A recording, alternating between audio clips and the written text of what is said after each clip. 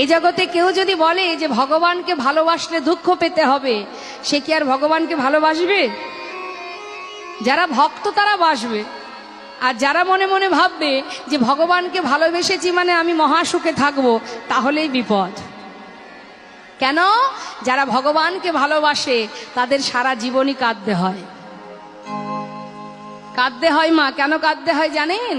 আসার সময় বলেছিলাম, হে দয়াময়, পৃথিবীতে পাঠাও, এই মর্তে পাঠাও, যে মর্তে এত সুখ, এত আনন্দ, কত শান্তি, বিচিত্র এই পৃথিবী, রং বেরঙের সুন্দর সুখ শান্তি, এত সুন্দর একটি পরিবেশ, যার মধ্যে আমি মহা সুখে জীবনযাপন করব।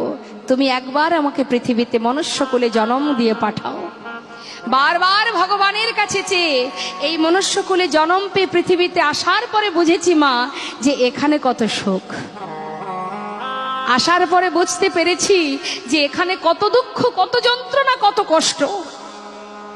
কিন্তু উপায় কি আছে? যাওয়ার মন চাইলে তো আর যেতে পারবে না, সময় না হলে আর যাওয়া যাবে না।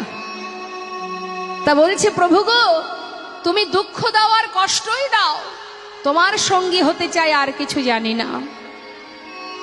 এটা হচ্ছে ভক্তের চাওয়া। আমাদের জীবনে কষ্ট এলে আমরা ভগবানকে, সেবা তো পড়ে থাক, তার মুখ দর্শন পর্যন্ত করি না। আছে অনেক পরিবার বলে ভগবানের মুখ আমি আর দেখবো না, কেন আমাকে এত কষ্ট দিল। হরি বল। আছে এমনও কোনো নাস্তিক ব্যক্তি আছে, আমাকে কষ্ট দিয়েছে মানে আমি আর ভগবানকে ডাকবো না, তাকে সেবাও দেব না, সব বন্ধ। হরি বল। কিন্তু ভগবান কি বলছেন? যে করে আমার আশ আমি তার করি সর্বনাশ, তথাপিও যে না ছাড়ে আমার পাশ, আমি হই তার দাসানুদাস। কষ্টকে পাইনি জীবনে, একবার ভাবুন। মা দেবকী কিছুদিন আগেই তো চলে গেল, জন্মাষ্টমী, দুদিন আগে। মা দেবকী যিনি ভগবানকে সন্তান রূপে কাছে পেলেন,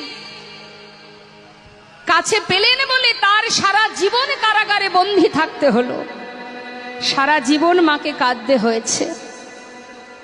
যে মা লালন পালন করলেন মাতা যশোমতী, তার জীবনের কষ্টটা কি একবার ভাবুন। যে ভগবানকে কাছে পেল, সন্তান রূপে কাছে পেল, সেই মা জন্ম থেকে সন্তানের প্রতি ভয়, এই বুঝি কংস তাকে প্রাণে মারে। মাঠে চলে যায় গোপাল, পথের ধারে বসে থাকে, না জানি কখন কংস কিভাবে আমার পুত্রকে মেরে ফেলে।